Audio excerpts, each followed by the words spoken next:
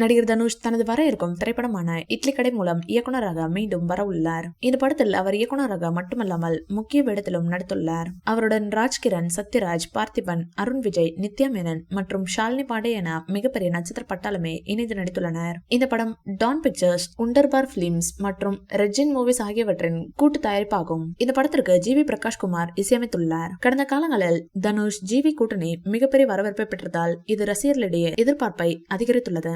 நேற்று படப்பிடிப்பின் போது சண்டை காட்சியை எடுக்கும் போது விபத்து நடந்துள்ளது. அதில் தனுஷுக்கு பெரிய காயம் ஏற்பட்டுள்ளதாக தகவல் வெளியாகியுள்ளது. தனுஷ் டூப் இல்லாமல் நடித்ததாகவும் ரிஸ்கான ஸ்டண்ட் செய்ததாகவும் கூறப்படுகிறது. இதில் அவருக்கு பலத்த காயம் ஏற்பட்டதால் படப்பிடிப்பு நிறுத்தப்பட்டது. தனுஷ் சிகிச்சைக்காக அமெரிக்கா சென்றுள்ளதாக கோலிவுட்டில் தகவல் பரவி வருகிறது. காயத்தின் தன்மை குறித்த விவரங்கள் இன்னும் வெளியாகவில்லை.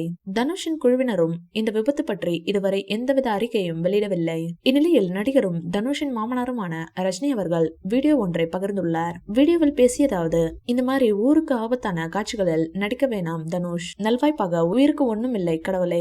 சீக்கிரம் குணமடைய கடவுளை பிரார்த்திக்கிறேன். நாடு திரும்பியதும் வீடு தேடி வந்து பார்க்கிறேன் என கண்கலங்கி பேசியுள்ளார். இட்லி கடை படத்தின் படப்பிடிப்பு நிறைவடைந்துள்ளது. தற்போது போஸ்ட் ப்ரொடக்ஷன் பணிகள் நடைபெற்று வருகின்றன.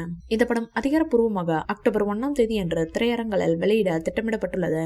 இந்நிலையில் படத்தின் ப்ரமோஷனின் ஒரு பகுதியாக படத்தின் முதல் சிங்கிள் பாடல் ஜூலை 27 அன்று தனுஷின் பிறந்த நாளுக்கு சற்று முன்னதாக வெளியிடப்படும் என தயாரிப்பு குழு அறிவித்துள்ளது.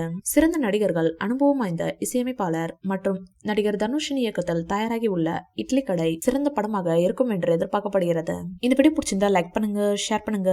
மேலும் ரஜினி சார் பற்றிய தகவல்களுக்கு எங்க சேனலை சப்ஸ்கிரைப் பண்ணுங்க.